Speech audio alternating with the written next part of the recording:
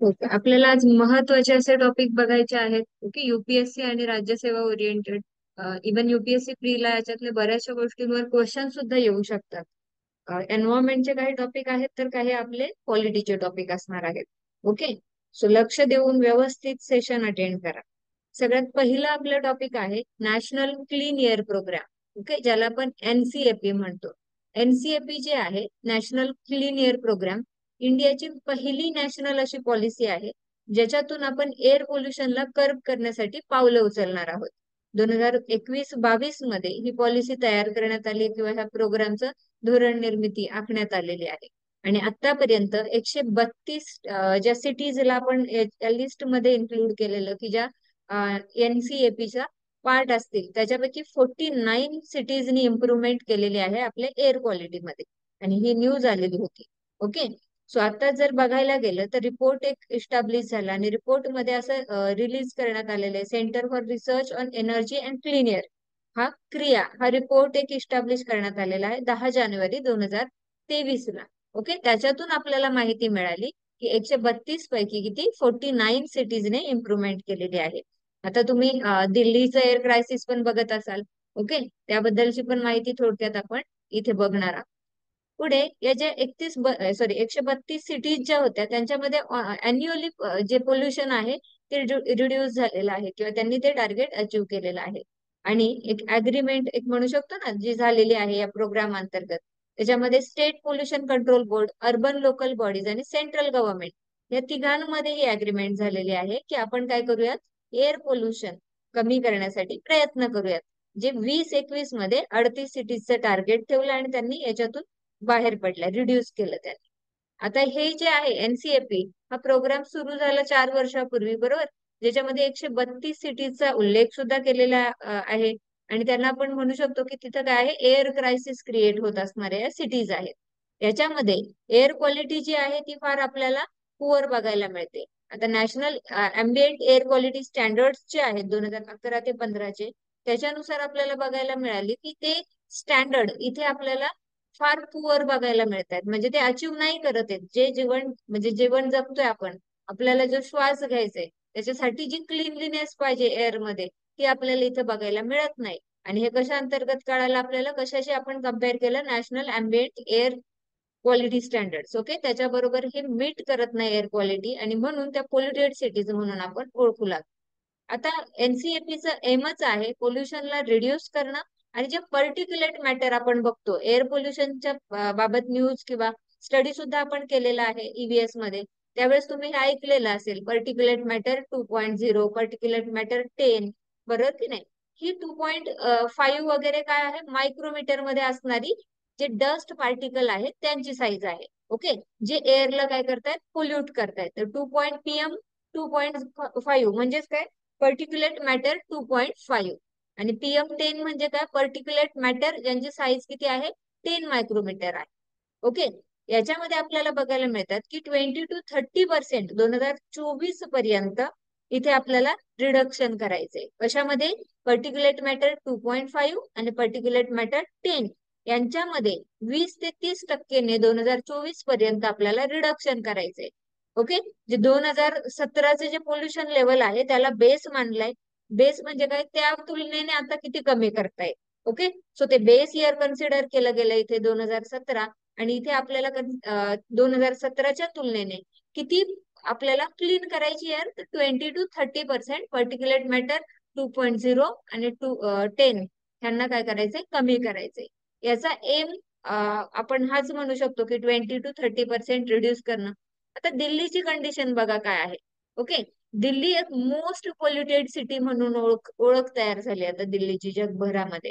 आपली कॅपिटल आहे कंट्रीची आणि मोस्ट पोल्युटेड सिटी सुद्धा ती कंट्रीमध्ये 2022 ला ठरली गेले.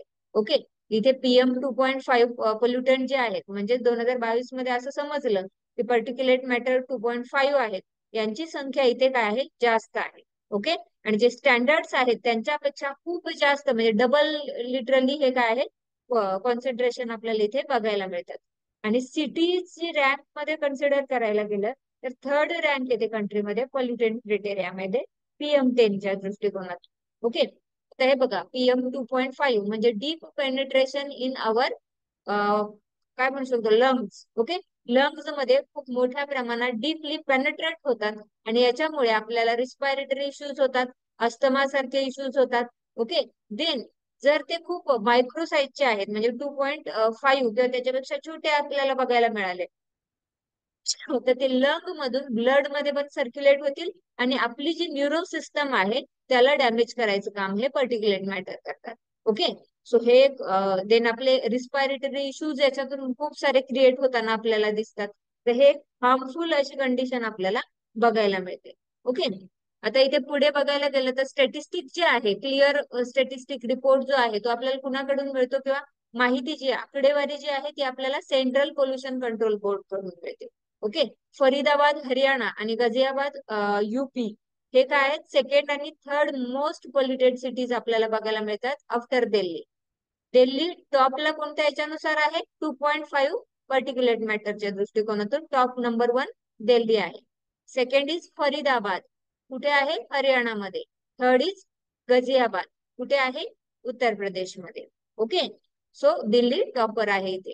आता गाझियाबाद UP मध्ये बघायला गेलं तर most polluted city in terms of PM10 polluted. Okay, and followed by Faridabad and Delhi. जर 2.5 पर्टिक्युलेट मॅटर नुसार रँकिंग करायची झाली तर टॉपला कोण असणार दिल्ली, सेकंडला कोण असणार फरीदाबाद आणि थर्डला कोण असणार गाझियाबाद. ओके, आणि PM10च्या दृष्टिकोनातून कन्सिडर करायचं झालं तर Ghaziabad top. Okay, then Faridabad आणि थर्ड वन इज दिल्ली. म्हणून वर आपण थर्ड नंबर म्हटलंय. तर दोन्ही दृष्टिकोनातून लक्षात ठेवायचं आहे तुम्हाला. ओके, क्लिअर होत आहे? क्लिअर होत आहे? ओके, विचारू question. National clean air program. Okay, NCAP या प्रोग्राम अंतर्गत किती सिटीजला इन्क्लूड केलेलं? 132. 132. त्याच्यापैकी किती सिटीज मध्ये आपल्याला इम्प्रुव्हमेंट बघायला मिळाली आहे? 49. 49. ओके, याच्यामध्ये PM2 नुसार आपल्याला रँकिंग दिलेली 2.5 नुसार आपल्याला रँकिंग मिळालेली आहे की टॉप पोल्युटेड सिटीज कोणत्या. ओके, तर त्याच्यापैकी PM 2.5 नुसार टॉप पोल्युटेड सिटीजची नावं सांगा मला. दिल्ली, फरीदाबाद, गाझियाबाद. फरीदाबाद आणि गाझियाबाद. येस, बरोबर. आणि PM10 नुसार गाझियाबाद पहिले आहे उत्तर प्रदेशचं, नंतर बरोबर. दुसरं कोणतं राहिलं आता तीन फरीदाबाद. फरीदाबाद आणि third one Faridabad is and Delhi. Delhi. बरोबर, गाझियाबाद फरीदाबाद अँड दिल्ली असे 3 नंतर. ओके, आता आपले जे पोल्युशन आहे ते पोल्युशन म्हणजे किती प्रमाणात आहे हे काउंट करण्यासाठी अशी कोणती स्टँडर्ड्स आपण यूज करतो त्यांचं नाव काय ज्याच्याशी कम्पेअर करणार आपण? National ambient air quality standard. Yes, national ambient air quality sorry national ambient air quality standards. Okay, त्याच्यानंतर हा जो रिपोर्ट आपल्याला मिळाला जानेवारी 10, 2023 ला हा कुणाकडून मिळालेला आहे? NCAP. नो, NCAP तर प्रोग्राम आहे. तर या म्हटलेलं मी लॉंग फॉर्म आठवतं?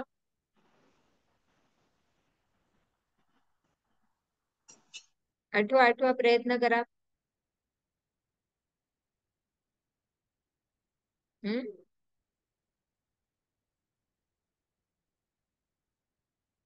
NCAP स्टार्ट कधी झालंय? NCAP स्टार्ट कधी झालंय? 2019 ला. ओके, 4 वर्षापूर्वी आपण म्हटलं ना हा रिपोर्ट कधी आलेला आहे 21-22.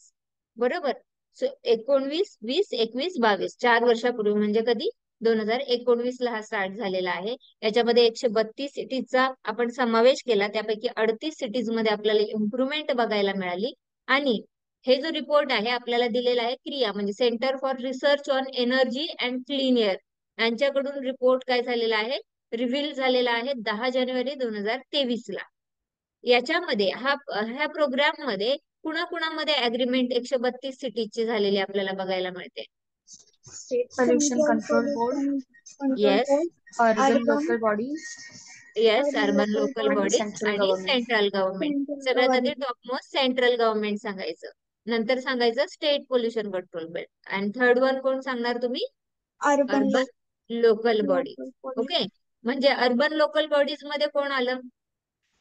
ग्रामपंचायत, नगरपालिका, नाही, अर्बन नगरपालिका, महानगरपालिका, नगरपालिका, महानगरपालिका आणि आणखी अर्बन मध्ये.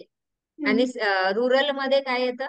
प्रयत्न करा. ग्रामपंचायत, पंचायत ग्रामपंचायत. समिती आणि जिल्हा परिषद. ग्रामपंचायत, पंचायत समिती, जिल्हा परिषद. ओके, आणि अर्बन मध्ये काय म्हटलात? नगर नगरपंचायत, महानगरपालिका, नगरपालिका, ओके, त्यांना आपण काय म्हणणार? Urban local cantonment body. Board वगैरे ते पण असेल ना तुम्हाला डेफिनेशन मध्ये.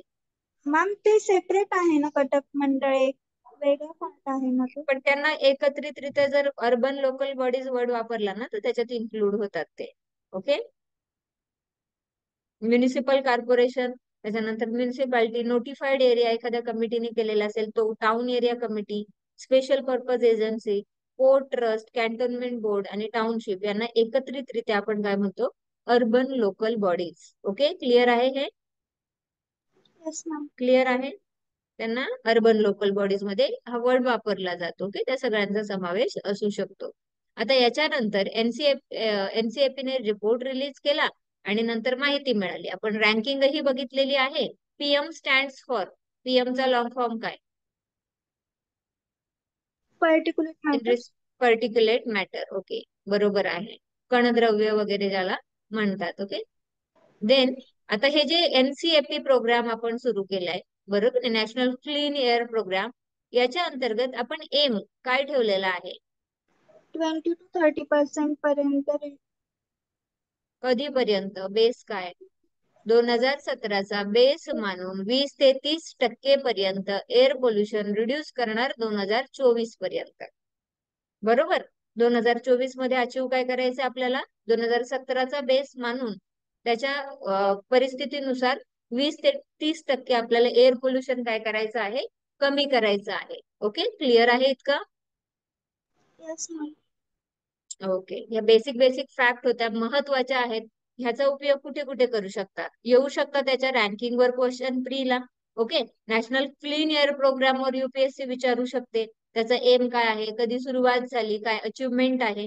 ओके, सो अशा स्टेटमेंट येऊ शकतात प्रीला सुद्धा. आणि मेन्स मध्ये तुम्ही पोल्युशनचा एखादा क्वेश्चन आला एअर पोल्युशन वर, तर तिथे सुद्धा तुम्ही हे मेन्शन करू शकता. सो अशा पद्धतीने तुम्हाला दोन्हीही ठिकाणी याचं युटिलायझेशन होणार आहे या न्यूजचं. ओके, देन सेकंड पुढचा पॉइंट आहे, Jupiter has the highest number of moons. Okay, आपल्याला ज्युपिटर मध्ये खूप नंबर ऑफ मून्स बघायला मिळतात, सगळ्यात जास्त. यापूर्वी आपण सॅटर्नची सगळ्यात जास्त मून्स आहेत असे म्हणत असाल तुम्ही.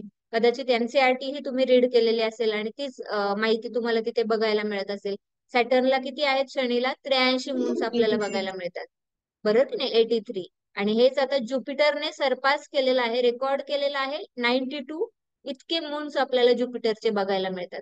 म्हणजे यापूर्वी आपल्याला किती बघायला मिळत होते? जवळपास 80च्या आसपास. सायंटिस्ट लोकांनी 12 नवीन मून शोधून काढले आणि संख्या झाली 92च्या आसपास. सो यांनी सॅटर्नला सरपास केलं, बरोबर की नाही? आणि आता सगळ्यात जास्त मून असणारा कोण आहे आपल्या सोलार सिस्टम मध्ये? ज्युपिटर. ज्युपिटर. ओके, गुरुग्रह. देन याच्यामध्ये आपल्याला बघायला मिळते की स्कॉट शेपर्ड हे एक रिसर्चर आहेत आणि Canadian institute of science US मधली. ओके, यांच्या तिथल्या कलिग्सने मिळून काय केले? हे मून शोधून काढलेले आहे. आता याच्यासाठी टेलिस्कोपचा वापर केला गेला. ओके, हवाई आणि चिली येथे काय केलं? टेलिस्कोपचा वापर आणि तिथून ऑब्झर्वेशन केलं. तेव्हा त्यांना कळालं की नवीन मून जे आहेत त्यांची साईज जी आहे 0.6 माइल्स टू 2 माइल्स, म्हणजे 1 किलोमीटर ते 3 किलोमीटर दरम्यान हे मून ज्युपिटरच्या आसपास आपल्याला बघायला मिळतात. ओके, आणि आपल्या सोलार सिस्टम मध्ये कन्सिस्टन्स म्हणजे कोणकोणत्या याच्याने कंपोज झालेले आहे स्टार आणि जे काही प्लॅनेट्स आहेत कोणकोणते आहेत सांगू शकता? ज्युपिटर, सगळ्यात पहिला कोणता सांगणार? सन. आणखी व्हीनस, मर्क्युरी, अर्थ. सिक्वेन्सनी सांगा मला. एनसीआरटी मध्ये त्याच्यासाठी एक स्टेटमेंट पण दिली आणि छान दिली ज्याच्याने लक्षात राहतील. सन आहे मॅम, मर्क्युरी आहे, व्हीनस, अर्थ, Mars, Jupiter, Saturn, Uranus, Neptune, Pluto. बरोबर. आणि प्लुटोला तर आता काढून टाकलं ना, ते डॉर्फ प्लॅनेट लघुग्रह, म्हणून कन्सिडर. लघुग्रहाचा दर्जा. बरोबर, डॉर्फ प्लॅनेट म्हणजेच लघुग्रहाचा दर्जा दिला. Very good Kavita. त्याच्यासाठी एक स्टेटमेंट होती, my efficient mother just shown us 9 planets. My very efficient mother just shown us 9 planet. त्याच्यावरून आपल्याला काय कळत होतं, प्लॅनेट्स जे आहेत ते कोणकोणते आहेत सोलार सिस्टम मध्ये त्याची माहिती मिळत होती. तर कोणकोणते आहेत, कोणकोणते? काय मॅम? परत एकदा सांगा, बाकीचे आन्सर करत नाही. कोणकोणते प्लॅनेट्स आपल्याला सिक्वेन्सनी बघायला मिळतात? मार्स, जुपिटर, हम्म हम्म मार्स, मर्क्युरी, व्हीनस, व्हीनस. बघा, my very, M for Mercury, very for Venus, okay. Efficient म्हणजेच अर्थ, अर्थ, मदर म्हणजे मार्स, पुन्हा मार्स, आलं, ओके. 4 झाले. My very efficient mother, just Jupiter आलं. ज्युपिटर, शोन, सॅटर्न आलं. बरोबर, Saturn, just shown us, Uranus आलं. युरेनस, आणि 9 प्लॅनेट्स, नेपच्यून आलं. आणि लास्टला प्लॅनेट्स होतं ते प्लुटो, ओके. प्लुटो. त्याला 2 प्लॅनेट कन्सिडर केलं. तर ही स्टेटमेंट लक्षात ठेवा, my very efficient mother just shown us 9 planet. ट्रिकने लक्षात राहतं, अशा काही स्टेटमेंट कायम लक्षात राहतात, ओके. सो हे कधीच चुकलं नाही पाहिजे, खूप बेसिक आहे हे, आपल्याला बघायला मिळतं. आता इथे आपल्याला बघायला मिळतं की सगळ्यात जास्त ज्युपिटरचे काय झालेले आहेत, आता मून झालेले आहेत. अर्थचं एक आहे मून, ज्याला चंद्र मूनच म्हणतो आपण, बरं की नाही. मार्सचे किती आहेत, 2, ज्युपिटरचे 92, सॅटर्नचे 83, ओके. 83. युरेनसचे 27 आणि नेपच्यूनचे 14 आणि व्हीनसचा अजूनपर्यंत मून आपल्याला बघायला नाही मिळाला, ओके. सो यांचे आपल्याला मून बघायला मिळतात, त्यांची संख्याही मी इथे दिलेली आहे. अर्थचं किती आहे, 1, मार्सचे 2, ज्युपिटरचे किती, 92, सॅटर्नचे 83, युरेनसचे 27 आणि नेपच्यूनचे 14. सो व्यवस्थित लक्षात ठेवा हे, ओके. देन पुढे आहे अबाउट. आता हे प्लॅनेट आपलं ज्युपिटर आहे, त्याच्याबद्दल बेसिक माहिती बघू, कारण कधी कधी बेसिक मधून क्वेश्चन जनरेट होताना दिसतात आपल्याला. लार्जेस्ट प्लॅनेट आहे आपल्या सोलार सिस्टम मधला. जवळपास 11.8 इयर्स लागतात याला सन बरोबर एक ऑर्बिट कम्प्लीट करायला, ओके. ऑर्बिट माहित आहे ना काय असतं, म्हणजे सन बरोबर एक पूर्ण फेरी पूर्ण करायला किती वेळ लागतो यांना, 11.8 इयर्स लागतं ज्युपिटरला, ओके. याचं डिस्टन्स जे आहे सन पासून 74 करोड टू 81.6 करोड किलोमीटर इतका. आणि ज्युपिटरचं मॅग्नेटिक फील्ड आहे 20 टाइम्स ग्रेटर दॅन अर्थ, म्हणजे हे खूप स्ट्रॉंग असं मॅग्नेटिक फील्ड आपल्याला बघायला मिळतं, कुणापेक्षा, अर्थ पेक्षाही, ओके. कंपोज झालेला आहे मेनली हायड्रोजन आणि हेलियम पासून. जेव्हा बिग बँग झालं तेव्हा कोणते वायू बाहेर किंवा काय क्रिएट झाले, बाहेर कोणते वायू पडले, हायड्रोजन, हिलियम आणि लिथियम. लिथियम. बरोबर, जेव्हा बिग बँग झालं तर हायड्रोजन, हेलियम, लिथियम, आणि त्याच्यापासूनच आपल्याला हे क्रिएशन बघायला मिळतं की युनिव्हर्सचं. तर इथे कोणकोणते वायू आपल्याला कंपोजिशन बघायला मिळतं, हायड्रोजन आणि हेलियम, आणि पुढे with small amount of methane, water and ammonia. इथे अमोनिया पण आहे, वॉटर पण आहे आणि मिथेन पण आपल्याला बघायला मिळतो. लार्जेस्ट मून जो आहे ज्युपिटरचा तो आहे Ganymede, okay, which is also the largest moon in our solar system, okay. Then इतकं कळालं ज्युपिटरचं. Yes. ज्युपिटरला काय आहेत, सगळ्यात जास्त नंबर ऑफ मून्स. अर्थचे किती मून आहेत, 1, 1, 1. मार्सचे 2, 2, 2, बरोबर. त्याच्यानंतर ज्युपिटरचे, 92, 92, 92, सॅटर्नचे, 83, 83, युरेनसचे, 27, 27, येस 27, नेपच्यूनचे 14. 14, 14, बरोबर. Very good.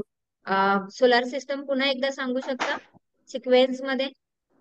Mars, Venus, mercury, अर्थ, mercury, Jupiter, Yes, Saturn, Uranus, Neptune, Pluto. बरोबर. बाकीच्यांनी, कविता थांबून बाकीच्यांनी ट्राय करा. पहिलं कोणतं असणार, मार्स. मार्स, दुसरं मर्क्युरी मॅम, मर्क्युरी, व्हीनस. दुसरं कोणतं व्हीनस, असणार, व्हीनस. तिसरं कोणतं अर्थ, असणार, अर्थ. चौथं मार्स, मार्स, राईट. पाचवं ज्युपिटर, जुपिटर, जुपिटर, बरोबर.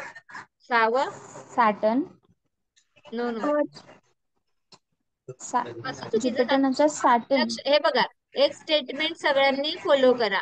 माय very efficient mother just shown, Saturn बरोबर आहे ऋतुजाचं. Shown us Uranus. युरेनस, आणि लास्ट कोणता असेल? 9 प्लॅनेट्स, म्हणजे नेपच्यून आणि काय असणार? प्लुटो. सो प्लुटो डॉर्फ आहेत. आता हे 8 सांगू शकता की नाही तुम्ही? अशा पद्धतीने ही सिक्वेन्स लक्षात ठेवा. बाकीच्यांनी पण अशा बेसिक गोष्टी आहेत ना, फॅक्ट्स, त्या व्यवस्थित लक्षात ठेवा. ओके, पुढे ज्युपिटरची ही पूर्ण न्यूज आपण कव्हर केली. याच्यानंतर आपल्याला पुढे बघायचं आहे कास्ट वाईज सेन्सस जे आहे ते बिहारमध्ये क्रिएट करण्यात येणार आहे. त्याच्याबद्दलची ही न्यूज आहे आणि महत्वाची असणार आहे. कास्ट बेस्ड सेन्सस वर येऊ शकतात कधी कधी क्वेश्चन्स. ओके, मेन्स मध्ये असे पॉइंट जे आहेत ते युटिलाइज करू शकता तुम्ही. काही गोष्टींना जस्टिफाय करण्यासाठी अशा पॉइंटचा वापर केला जातो. ओके, तर कास्ट अँड इकॉनॉमिक सेन्सस जे आहे ते बिहारमध्ये खूप वर्षापासून डिमांड होत होती की व्हावं, आणि ते स्टार्ट करण्याचं सरकारने ठरवलेलं आहे. ओके, 2011 मध्ये कास्ट बेस्ड रिपोर्ट जो आहे तो प्रिपेअर करण्यात आला ड्युरिंग द सेन्सस. आपलं जे सेन्सस तयार होत होतं किंवा आपली माहिती मिळत होती त्याच दरम्यान कास्ट बेस्ड सेन्सस रिपोर्ट सुद्धा इथे तयार करण्यात आलेला, पण तो पब्लिश नव्हता केला. ओके, आता अर्लियर कास्ट वाईज सेन्सस जो आहे तो कंडक्ट झालेला आपल्याला बघायला मिळतो राजस्थान आणि कर्नाटका. ओके, त्या 2 स्टेट्स मध्ये बघायला मिळतो. त्याच्यानंतर बिहारमध्ये पण आपल्याला याची सुरुवात बघायला मिळते. आता ही जी कॅल्क्युलेशन आहे 2 स्टेज मध्ये केलं जाईल. पहिली फेज जी आहे ती जानेवारी 21 पर्यंत. ओके, 21 जानेवारी पर्यंत आपल्याला बघायला मिळेल, आणि याच्यामध्ये लोकांचे घर काउंट करण्यात येतील. आणि सेकंड फेज जी आहे ती 1 to 30 एप्रिल पर्यंत आपल्याला बघायला मिळेल. आणि याच्यामध्ये आपल्याला काय बघायला मिळेल की कास्ट आणि इकॉनॉमिक इन्युमरेशन किती आहे तेच त्याची सुद्धा माहिती घेतली जाईल. सिंपल आणि छोटी न्यूज होती, खूप मोठी न्यूज नाही. याचं बॅकग्राऊंड मी तुम्हाला जास्त दिलेलं नाहीये, जेवढं आहे तेवढं गरजेचं ते दिलेलं आहे. सगळ्यात आधी तर कास्ट अँड इकॉनॉमिक सेन्सस किती राज्यांमध्ये आहे? 3 राज्यांमध्ये आता आपल्याला बघायला मिळेल. एक आहे राजस्थान, सेकंड कर्नाटका आणि थर्ड बिहार. ओके, बिहारमध्ये म्हणजे आधी पण काय केलेलं आहे, एक रिपोर्ट तयार करण्यात आलेला 2011चं आपलं जे सेन्सस झालं, जनगणना झाली त्याच्यानुसार. ओके, पण तो पब्लिश केला नाही कास्ट बेस. ओके, देन त्याच्यानंतर आता 2 स्टेप मध्ये काय करणार आहोत आपण, हा रिपोर्ट बिहारची गव्हर्नमेंट इस्टॅब्लिश करणार आहे किंवा त्याचं सेन्सस डिक्लेअर करणार आहे. पहिला जे पूर्णपणे कॅल्क्युलेशन राहील ते कधीपर्यंत? 21 जानेवारी पर्यंत, आणि त्याच्यामध्ये फक्त लोकांची घरे मोजली. दुसरी फेज जी असेल त्याच्यामध्ये 1 to 30 एप्रिल याच्यामध्ये चालणार आहे, आणि त्याच्यामध्ये लोकांची कास्ट आणि इकॉनॉमिक इन्युमरेशन म्हणजे त्यांची आर्थिक परिस्थिती कशी आहे याची माहिती मिळवली जाईल. जेणेकरून आता तुम्हाला काय वाटतं की कास्ट बेस्ड हा रिपोर्ट जो आहे किंवा सेन्सस आहे हे डिक्लेअर झाल्यानंतर याचं बेनिफिट काय होणार? काय वाटतं तुम्हाला? कारण तुम्ही पॉलिटीचा स्टडी केलाय, तुम्ही इकॉनॉमीचा स्टडी केलाय. मॅम, रिझर्वेशन मध्ये ज्यांना आर्थिक दृष्ट्या जे कमकुवत नाहीये त्यांना बरोबर, पण येस. रिझर्वेशन मिळतंय ना, तर मग त्याच्यासाठी ते करणार असेल. येस, त्याच्यासाठी मदत होणार. कारण का, रिझर्वेशन मध्ये आपल्याला कळून जाईल की कास्ट वाईज पिछाडलेला वर्ग आहे की खरोखरच काय आर्थिक परिस्थितीनुसार मागासलेले वर्ग आहेत, आणि रिझर्वेशन नेमकं कुणाला द्यावं याची क्लॅरिटी येईल. आणखी बाकीचे मॅम, त्याच्यामध्ये मायनॉरिटी आणि जे मेजॉरिटी आहेत त्याच्यामध्ये मेजॉरिटी मध्ये पण जे आर्थिक दृष्ट्या जे समजा दुर्बल असतील तर त्यांना पण त्याचं बेनिफिट मिळेल. म्हणजे त्यांना काय म्हणतात इन्क्लुझिव्ह त्याला, होईल. कास्ट वाईज न बरोबर, करता त्यांना ज्यांना गरज आहे त्यांना मिळेल. इकॉनॉमिक बरोबर, इकॉनॉमिक सिच्युएशन नुसार त्यांना काय होईल, गरज असेल त्यांना त्याचा बेनिफिट मिळेल. देन आणखी तुम्हाला काय वाटतं? मॅम, ज्यावेळेस कास्ट वाईज जे सेन्सेशन केलं जाईल तर त्याद्वारे आपल्याला कळेल की नेमकं कोणत्या लोकांमध्ये किती मागासले पण आहे किंवा कुठले गट आर्थिक उन्नत आहेत. तर मग त्याचा सगळा अभ्यास करून आपल्याला एक प्रॉपर सेटअप करता येईल. कारण आतापर्यंत जे आपण करतोय की 10-10 वर्ष म्हणजे असं जे कॉन्स्टिट्यूशन मध्ये तसं सांगितलेलं आहे, तर कुठेतरी त्यामध्ये पण बदल करण्यासाठी आपल्याला एक प्रॉपर आणि लिगली काहीतरी डेटा मिळेल की जेणेकरून त्यामध्ये आपण इम्प्रुव्हमेंट करू शकतो. बरोबर, एक व्हॅलिड डेटा मिळेल. या डेटाला आपण पॉझिटिव्हली बघितलं पाहिजे, बरोबर की नाही? कारण कास्ट बेस्ड गोष्टी आल्या की मग पुन्हा तिथे डिस्क्रिमिनेशन येतं आणि बऱ्याचशा लोकांचा विरोधही येतो किंवा कास्टिझमला जास्त बढावा दिल्यासारखं वाटतो. पण ऍक्च्युली कास्ट बेस्ड हा रिपोर्ट 2 स्टेज मध्ये आपण बघितला, आणि याच्यामध्ये आपल्याला कास्टची पण माहिती मिळणार आहे आणि इकॉनॉमिक रिम्युनरेशनची पण माहिती मिळणार आहे. सो बेनिफिट कुणाला द्यावा, पुढे योजना असतात, रिझर्वेशन आहे, बरोबर की नाही, बऱ्याचशा गोष्टी आहेत, वेलफेअर प्रोग्राम्स आपण राबवतो, स्कीम्स आहेत, तर नेमकं वेलफेअर कुणाचं करावं या प्रश्नाचं उत्तर मिळेल. कास्टच्या बेसनुसार करावं की इकॉनॉमिक कंडिशन नुसार करावं, हे रिपोर्ट मधून आपल्याला आन्सर मिळून जाईल. खूप छान आन्सर्स करतायत सगळे. ओके, आता हे जे कॅरेक्टरिस्टिक आहे सेन्ससचं, याच्यामध्ये आपल्याला बघायला मिळतं की रिस्पॉन्सिबिलिटी दिली जाणार आहे कास्ट अँड इकॉनॉमिक सेन्ससची जनरल ऍडमिनिस्ट्रेशन डिपार्टमेंट ऑफ बिहारला.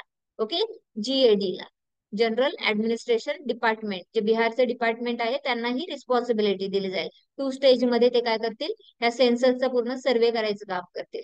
अपॉइंटमेंट जी आहे डिस्ट्रिक्ट मॅजिस्ट्रेटची केलेली आहे ते ऍज अ नोडल ऑफिसर म्हणून. ओके, ज्याच्यातून काय होणार आहे, डिस्ट्रिक्ट लेवलला हे वर्क चालणार आहे. डिस्ट्रिक्ट मॅजिस्ट्रेट म्हणजे कोण झालं, DM, कलेक्टर. कलेक्टरची जबाबदारी आहे, तो काय असणार आहे, सर्वोच्च अधिकारी असणार आहे या कास्ट बेस सेन्सस साठी. ओके, जे एक्सपेक्टेड एक्सपेंडिचर जे आहे ते जवळपास 500 करोडचं आपल्याला बघायला मिळणार आहे या सेन्सस साठी. 500 करोडचा काय येणार आहे, खर्च येणार आहे. आणि पहिलं कास्ट सेन्सस असणार आहे कंडक्ट केलेलं हे आफ्टर इंडिपेंडन्स 1951 नंतर. हे पहिल्यांदा आपल्याला बघायला मिळतं, पहिल्यांदा 1951, आणि त्याच्यानंतर आपल्याला हे फर्स्ट देन कोणी केलेलं, राजस्थान, देन कर्नाटक आणि मग बिहार मध्ये आपल्याला बघायला मिळतं. पहिलं कास्ट सेन्सस कधी कंडक्ट झालेलं, 1951 आफ्टर इंडिपेंडन्स. आणि त्याच्यानंतर कोणी, राजस्थानमध्ये, कर्नाटकामध्ये, आणि आता तिसरं स्टेट आहे बिहारमध्ये. क्लिअर आहे हे इतकं? Yes, ma'am. Yes ma'am. Okay, तर याच्यावरचे क्वेश्चन काय काय आहेत, किती स्टेज मध्ये बिहारमध्ये कास्ट बेस सेन्सस होणार आहे, 2. पहिल्या स्टेज मध्ये काय होणार आहे, पहिल्या स्टेज मध्ये काय होणार आहे, कसलं सर्वे, आणि दुसऱ्या स्टेज मध्ये कास्ट आणि त्याचे इकॉनॉमिक बॅकग्राऊंड. कास्ट आणि इकॉनॉमिक बॅकग्राऊंड. पहिल्यामध्ये हाऊसेस होणार आहे. Okay, Houses. आणि दुसऱ्यामध्ये कास्ट आणि इकॉनॉमिकल इन्युमरेशन. ओके, देन किती राज्यांमध्ये आतापर्यंत कास्ट बेस सेन्सस झालेला आहे, 2 राज्य. राज्यांमध्ये झालेले आणि तिसरं आता 2, बिहार. आणि इन्क्लुडिंग बिहार तिसरं. ओके, 2 राज्य कोणती होती, Rajasthan, Rajasthan, Karnataka. Rajasthan, Karnataka. Yes, Rajasthan, Karnataka, then Bihar.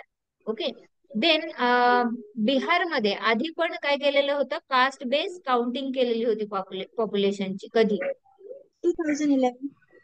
Right, पण पब्लिश केलेली नव्हती. नव्हते. 2011 मध्ये सेन्सस जेव्हा झालं त्यावेळेस होतं, पण पब्लिश केलेलं नव्हता तो डेटा. देन याची जबाबदारी कुणावर आहे, हे सेन्सस करून घेण्याची जबाबदारी कुणावर आहे, GAD वर आहे, general administration department of Bihar. Yes, general administration department of Bihar यांच्यावर ही जबाबदारी असणार आहे. किती खर्च येणार आहे या कास्ट नुसार सेन्सस 500 साठी, 500 करोड. 500 करोड रुपयांचा खर्च इथे एक्सपेक्टेड किंवा कन्सिडर केलेला आहे. देन याच्यामध्ये नोडल ऑफिसर कोण असणार आहे, डिस्ट्रिक्ट लेवलचे DM असतील. बरोबर, DM जे नोडल ऑफिसर असणार म्हणजे हेड असणार आहेत. आणि पहिली आपली कास्ट बेस जनगणना कधी झालेली, 1951. आफ्टर 1951 आफ्टर इंडिपेंडन्स 1951 मध्ये आपल्याला बघायला मिळाले. क्लिअर आहे ही न्यूज, छोटीशी येस मॅम. न्यूज होती, पण असे क्वेश्चन येऊ शकतात. ओके, पॉप्युलेशनच्या वगैरे पार्ट मध्ये पण येऊ शकतात. तुम्ही एखादा पॉप्युलेशनचा किंवा सेन्ससचा मुद्दा आता रखडलेला पण बघितला, त्याच्यामध्ये येऊ शकतं. ओके, बऱ्याचशा गोष्टींमध्ये याचा तुम्ही युटिलायझेशन करू शकता. देन पुढचा महत्वाचा आणि खूप मोठा, अगदी म्हणजे 2000 आय थिंक 14च्या नंतर हा चर्चेचा विषय होता, युनिफॉर्म सिव्हिल कोड. बरोबर की नाही, बऱ्याच वर्षापासून रखडलेला मुद्दा आहे युनिफॉर्म सिव्हिल कोड, आणि आपल्यासाठी खूप महत्वाचा असा मुद्दा आहे. याच्यावर होऊ शकतं essay मध्ये युटिलायझेशन, याचं utilization political science international relation optional मध्ये, याचं युटिलायझेशन GS2 मध्ये होऊ शकतं, पॉलिटी मध्ये. ओके, सोसायटीच्या पार्ट मध्ये याचं युटिलायझेशन आहे. देन मॉडर्न हिस्ट्री ज्याला आपण म्हणतो आफ्टर इंडिपेंडन्स, त्याच्यामध्ये याचा पार्ट इन्क्लूड करू शकता. सो खूप साऱ्या सब्जेक्ट बरोबर याची काय आहे, रिलेव्हन्सी आहे. आणि तसाच महत्वाचा हा टॉपिक आहे युनिफॉर्म सिव्हिल. आता सुप्रीम कोर्ट जे आहे त्यांनी कमिटी, सुप्रीम कोर्टचं म्हणणं आहे की कमिटी सेटअप केलेल्या आहेत उत्तराखंड आणि गुजरात गव्हर्नमेंटने. कशासाठी, review the much discuss uniform civil code are legally valid. UCG जे आहे सॉरी युसीसी जे आहे ते काय आहे, लिगली व्हॅलिड आहे. याच्यासाठी कमिटीज इस्टॅब्लिश केलेल्या आहेत. कोणत्या? 2 स्टेटनी, उत्तराखंड आणि Gujarat government. Chief justice Dhananjay Chandrachud जे आहेत आणि जस्टिस PS नरसिम्हा यांच्या बेंच अंडर हा डिसिजन एक घेण्यात आला की तुम्ही काय करा, लिगली व्हॅलिड आहे की नाही याच्यासाठी कमिटी इस्टॅब्लिश करा. त्याच्यानंतर त्याच्यावर डिस्कशन होईल. आणि कोर्टने क्लॅरिफाय केलेलं आहे की याच्यामध्ये काही चुकीचं नाहीये की दोन्ही स्टेटने काय केलेलं आहे, कमिटी कॉन्स्टिट्यूट केलेली आहे. कारण स्टेट्सला हे राईट दिलेलं आहेत आपल्या कॉन्स्टिट्यूशनने की तुम्ही काय करू शकता, एक्झिक्युटिव्ह पॉवरचा वापर करून आर्टिकल 162 नुसार काही कमिटी इस्टॅब्लिश करू शकता व्हेरियस रिझन साठी, बरोबर की नाही. सो त्याच्यामुळे हे लिगली व्हॅलिड असणार आहे स्टेटचं कमिटी इस्टॅब्लिश करणं. पण युनिफॉर्म सिव्हिल कोड आणायचंय की नाही याच्यावर मात्र पुन्हा पुढची प्रोसेस असणार आहे. ओके, पण कमिटी इस्टॅब्लिश करणं हे लिगली व्हॅलिड आहे. उत्तराखंड गव्हर्नमेंटने मे 27, 22 मध्ये सुप्रीम कोर्ट जज, एक मिनिट, ही स्टेटमेंट मिक्स झालेली आहे. ओके, ही कमिटी एक्सपर्टची स्थापन केलेली होती जे स्टडी करेल युसीसीचा, आणि चेअरमनशिप होती यांच्यामध्ये रंजना प्रकाश देसाई यांची. उत्तराखंड पहिलं स्टेट ठरलेलं आहे आपल्या कंट्रीमध्ये ज्यांनी अशी कमिटी काय केलेली आहे, स्थापन केलेली आहे. ओके, या मॅटर संदर्भात काय केलेले आहे, कमिटी स्थापन. आणि 29 ऑक्टोबर 2022 मध्ये इथे बघायला मिळालं, म्हणजे 2022 मध्ये गुजरात गव्हर्नमेंटने सुद्धा डिसाईड केलं की उत्तराखंडने जर कमिटी स्थापन केले तर आपण पण करू युसीसी साठी. याच्यानंतर युसीसी लॉ म्हणजे काय आहे, तर सगळ्या सिटीजन्सला आपण बघतो की प्रत्येक सिटीजन जी सायरा बानू केस आलेली, बरोबर, 92 ची केस, त्याच्यामध्ये काय झालेलं की 3 वेळा तलाक बोललं मुस्लिम कम्युनिटीज मध्ये तर तलाक होतो. मग तो मजाक मध्ये असू दे किंवा कसंही असू दे, मग ती विमेन आहे, जी महिला आहे, तिचे तर हक्क गेले ना, पूर्ण निघून जात आहेत. कारण का, तर 3 वेळा एखादा पुरुष तलाक तलाक म्हणेल, इथे मुलं बाळा असतील त्या महिलेचं वय काय, काहीच गोष्टी विचारत नाही, डायरेक्ट तलाक झाला. आणि हे लिगली योग्य नाही वाटत, बरोबर की नाही. हे ह्युमन राईटचं व्हायलेशन करतायत एक प्रकारे. त्या महिलेचं जीवन आहे ते धोक्यात येऊन जाते, पुढे ती कुणावर डिपेंड राहणार. आणि हे असं खूपदा बऱ्याचशा केसेस आपल्याला बघायला पण मिळतात, बरोबर की नाही. तर मग याच्यामध्ये असं इन्क्लूड करण्यात आलं की सगळ्याच जात धर्म रिलिजन याचा विचार न करता सगळ्यांसाठी एकच कायदा असावा. मग याच्यामध्ये मॅरेजचा इश्यू आला, मॅरेज सेरेमनी डिफरंट चालतात की नाही. हिंदूमध्ये 7 फेरे मारा, त्याच्यानंतर मुस्लिमचा वेगळा निकाह म्हटला जातो, ख्रिश्चन लोकांचा वेगळाच पोप कडून सेरेमनी चालतो. सो अशा पद्धतीने हे खूप साऱ्या पद्धती आहेत आणि कन्फ्युजन होऊन जातं की लिगल कुणाला मग म्हणायचं. मग त्या धर्मांचा आपल्याला संबंध घ्यावा लागतो. आणि आज जग बदलतंय, आपण बघतोय की किती ऍडव्हान्समेंट होते, बरोबर की नाही. सायंटिफिक टेक्नॉलॉजिकली ऍडव्हान्समेंट आपण बघतोय. आणि अशा जगामध्ये कुठेतरी वैचारिक रित्या सुद्धा प्रगल्भता पाहिजे की नाही. कारण डायव्हर्सिटी ही आपली ताकद आहे आणि डायव्हर्सिटीच आपली काय आहे, मोठी समस्या पण बनून जाते. कुठेतरी ताकद का, तर एवढा विविध असलेला देश सुद्धा एकतेने आपण जोडून ठेवलेला आहे. आणि आपल्याला तो प्रॉब्लेम किंवा समस्या पण का बनतो, इश्यू पण का बनतो, कारण इंटरनल कॉन्फ्लिक्ट पण तिथूनच सुरू होतात, बरोबर की नाही. सो कुठेतरी मग हे मॅरेज, डायव्होर्स आहे, चिल्ड्रनचं अडॉप्शन झालं, प्रॉपर्टीचं डिव्हिजन झालं, याच्यासाठी काही एकच कायदा असावा सगळ्यांसाठी सारखा. कारण आपला सगळ्यात मोठा धर्म आणि सगळ्यात मोठी जात ही भारतीयता असली पाहिजे. आणि ऍक्च्युली या गोष्टी खरंच खूप चांगल्या आहेत. कारण हे रिलिजन वगैरे कोणी तयार केलेले आहेत, वर्ण सिस्टम कशी आली, एन्शियंट मध्ये सगळे एकच होते की नाही. ते कोण होते, ह्युमन बिंगच होते. म्हणजे नेचर मध्ये असणारा microorganism is equal to आपण आहोत, ऍक्च्युली आपण आहोत. जर लॉजिकली बघायला गेलं, सायन्सच्या दृष्टिकोनातून बघायला गेलं तर, कारण तो पण एक जीवच आहे आणि आपण पण एक जीवच आहोत. नेचर मधला असंख्य जीवांपैकी आपण एक जीव आहोत. आपण पूर्ण निसर्ग नाही आहोत. तेवढं तर निसर्ग पॉवरफुल आहे. निसर्गाचीच पूजा केली जायची, आपण बघितलेलं. पण त्यांना पर्सोनिफाय केलं गेलं नंतर, त्यांचं पर्सोनिफिकेशन केल्यानंतर आयडिओलॉजिकली सेक्ट क्रिएट होऊ लागले, ग्रुप तयार, जैनिझम, बुद्धिझम, बाकी सगळं जनपदाज महाजनपदाज या गोष्टी सगळ्या येऊ लागल्या. हे बघायला मिळतं आपल्याला. नेचरने जर इक्वली सगळ्यांना काय केलेलं आहे, क्रिएट केलेलं आहे, तर आपल्याला सुद्धा काय पाहिजे, ती इक्वॅलिटी मानता आली पाहिजे. कोणताही धर्म मोठा नाहीये आणि कोणतीही जात मोठी नाहीये किंवा काही नाही, माणूस आहे हे बघितलं पाहिजे. आणि हेच ह्युमन राईट्स आहेत की नाही. माणसाला माणूस म्हणून जन्माला आल्यानंतर जे हक्क मिळतात ते हक्क आपण ह्युमन राईट्स मध्ये बघतो. तर कुठेतरी या गोष्टी काय व्हायला पाहिजेत, ही इक्वॅलिटी इस्टॅब्लिश व्हायला पाहिजे. आणि त्याच्यासाठी युनिफॉर्म सिव्हिल लॉ ची जी चर्चा आहे 92च्या त्या केस नंतर, ट्रिपल तलाक नंतर मोठी चर्चेत आपल्याला आलेली बघायला मिळते. आता आर्टिकल 44 जे आहे कॉन्स्टिट्यूशनचं, त्याच्यामध्ये सुद्धा याचं मेन्शन केलं गेलेलं आपल्याला बघायला मिळतं. तर युनिफॉर्म सिव्हिल कोड हा एक महत्वाचा टॉपिक आहे. याच्यावर आधीही तुम्ही स्टडी केलेला असेल, आणि आता या स्टेट्सला काय दिलेली आहे, परमिशन दिलेली आहे, या संदर्भात ही न्यूज होती. कोणत्या 2 स्टेटला? एक तर कोणतं आहे, उत्तराखंड, आणि उत्तराखंड दुसरं आणि गुजरात. गुजरात. आर्टिकल किती नुसार त्यांना ही परमिशन मिळाली किंवा लिगली व्हॅलिड ठरल्या त्यांच्या या कमिटीज? येस, 162. 162. 162. आणि युनिफॉर्म सिव्हिल कोडची जी काही तरतूद आहे ती कोणत्या पार्ट मध्ये कॉन्स्टिट्यूशनच्या बघायला मिळतं? DPSP मध्ये 44 मध्ये. आर्टिकल 44 DPSP, बरोबर. ओके, सो अशा पद्धतीने आपल्याला ही न्यूज कव्हर करायची होती. पुढची आपली न्यूज आहे selection committee for election commissioner. Election commission जे आहेत, कमिशनर जे आहेत, त्यांच्यासाठी एक सिलेक्शन कमिटी असावी, याच्यासाठीचं हे आर्टिकल आहे. मार्च 2023 मध्ये सुप्रीम कोर्टने एक जजमेंट दिली important regarding the appointment of chief election commissioner. Okay, आणि अदर इलेक्शन कमिशनर्स जे आहेत त्यांच्यासाठी कोर्टचं म्हणणं होतं की prime minister, leader of opposition, okay, Lok Sabha मधला, आणि चीफ जस्टिस यांनी काय करावं, प्रेसिडेंटला ऍडवाइस द्यावं कशा संदर्भात, हे चीफ इलेक्शन कमिशनर अपॉइंट करण्यासंदर्भात. कोण कोण? PM, लीडर ऑफ अपोजिशन आणि चीफ जस्टिस, या तिघांनी मिळून काय केलं पाहिजे, ऍडवाइस दिलं पाहिजे कुणाला? प्रेसिडेंट या. ते KM, एक मिनिट, इथे पण टायपिंग एरर आहे आय थिंक. 5 जज एक कॉन्स्टिट्यूशन बेंच तयार करण्यात आलं, ज्यांना KM जोसेफ यांनी काय केलं, ते वर्डिक्ट डिलिव्हर केलेलं आहे. Ajay Rastogi, justice Aniruddha Bose, justice Hrishikesh Roy, then CT Ravi Kumar यांचं सुद्धा याच्यामध्ये काय केलेलं आहे, समावेश केलेला आहे. कशामध्ये? 5 जज कॉन्स्टिट्यूशन बेंच. ओके, कोण कोण? अजय रस्तोगी, अनिरुद्ध बोस, देन ऋषिकेश रॉय, रवी कुमार, या लोकांना सुद्धा याच्यामध्ये इन्क्लूड केलेलं आहे. आणि KM जोसेफ, असे मिळून हे काय आहे, 5 लोक आपल्याला ह्या 5 बेंच मध्ये असलेले बघायला मिळणार आहे. मग याच्यामध्ये पार्लमेंट काय करते, व्हॅलिड ठरते अंटिल पार्लमेंट, दिस रूल, हा रूल व्हॅलिड ठरतो until parliament makes a different law to this effect.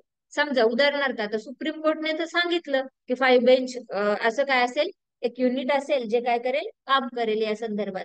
आणि आपण काय करूयात, चीफ जस्टिस, PM आणि लीडर ऑफ अपोजिशन यांची मिळून काय करूयात, एक तिघांनी ऍडवाइस देण्याचं काम करूयात आपण प्रेसिडेंट या. आणि ऍक्च्युली हे बरोबर पण आहे की नाही? लीडर ऑफ अपोजिशन म्हणजे बाकी पण लोकसंख्या आहे ना ज्यांनी पाठिंबा दिलाय, ते कोण झाले, जे समजा जिंकून आले, तीच लोकसंख्या व्हॅलिड ठरली का? आणि उरलेले त्यांचं काही विचारातच नाही घ्यायचं मत. तर लीडर ऑफ अपोजिशन एक महत्वाचं पद बनून जातं जेव्हा अदर लोकसंख्या आहे तिला रिप्रेझेंट करण्याची वेळ येते. कारण हे सत्तेत असणारे फक्त पूर्ण लोकसंख्येला रिप्रेझेंट करतायत का? ते नाही. एखादी सत्ता आहे का? नाही. अपोजिशन आहेच ना तिथे. आणि जोपर्यंत अपोजिशन आहे तोपर्यंत उरलेल्या लोकसंख्येचं मत व्यक्त करणारा कोण असेल? Leader of opposition. आणि त्याची खूप गरज आहे इथे आपल्याला बघायला मिळतं, बरोबर की नाही? तर त्याचाही इथे तुम्ही काय करा, समावेश करून घ्या. आणि डिसिजन बायस्ड होऊ नये, कारण का, तर PM त्यांच्या मतानुसार पण डिसिजन घ्यायचं बघतील की नाही, म्हणून पण एक त्यांचा रोल येतं, महत्वाचा रोल प्ले करतात ते. देन याच्यामध्ये कोण आहेत? चीफ जस्टिस ऑफ इंडिया, म्हणजे ऑप्टिमिस्टिकली वर्क होणार, कोणता भेदभाव नाही, आणि तिघांचं एक मत होऊनच ऍडवाइस ते कोणाला देणार? PM यांना देणार, बरं, सॉरी, प्रेसिडेंटना देणार. आणि ज्याच्यानुसार काय करण्यात येईल, आपल्याकडे जे चीफ इलेक्शन कमिशन आहे त्यांची एस्टॅब्लिशमेंट आपल्याला याच्यामध्ये केलेली बघायला मिळणार. ओके, तर महत्वाची ही पण न्यूज होती. याच्यामध्ये पुढच्या जास्त गोष्टी लक्षात नाही ठेवल्या तरी चालतील. जोपर्यंत समजा आता संसद कायदा करत नाही तोपर्यंत ही सिस्टम चालू ठेवू शकतो आपण. पण जर संसदेने कायदा केला आणि अकॉर्डिंग येस मॅम. बाकीचे गुडू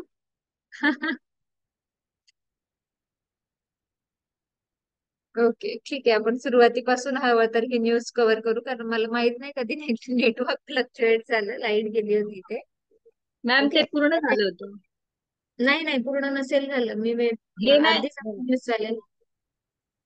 हे सिलेक्शन पूर्ण कमिटी कव्हर फॉर झालं होतं. हो, तुम्ही रिवाइज करत होते ना? ओके, परत एकदा हवं तर हे कव्हर करून घेऊ आपण न्यूज. एक चालेल. मिनिट, बाकीचे जॉईन होत आहेत. आता हे बघा, selection committee for election commissioner he news आहे. त्याच्यामध्ये आपल्याला बघायला मिळतं की मार्च 2, 2023 मध्ये एक चीफ इलेक्शन कमिशनर यांची अपॉइंटमेंट कशी व्हावी याच्यासाठी सुप्रीम कोर्टने एक जजमेंट पास केली. ओके. आणि ह्या जजमेंट नुसार सुप्रीम कोर्टचं असं म्हणणं होतं की एक पीएम, देन चीफ जस्टिस आणि अपोजिशनचे जे लीडर आहेत लोकसभेमधले, त्या तिघांनी मिळून काय करावं, राष्ट्रपतींना ऍडवाइस द्यावं की चीफ इलेक्शन कमिशनर कोण असावे याविषयी काय करावं, ऍडवाइस द्यावं. ओके, ऍडवायझरी वर्क हे करणार ते.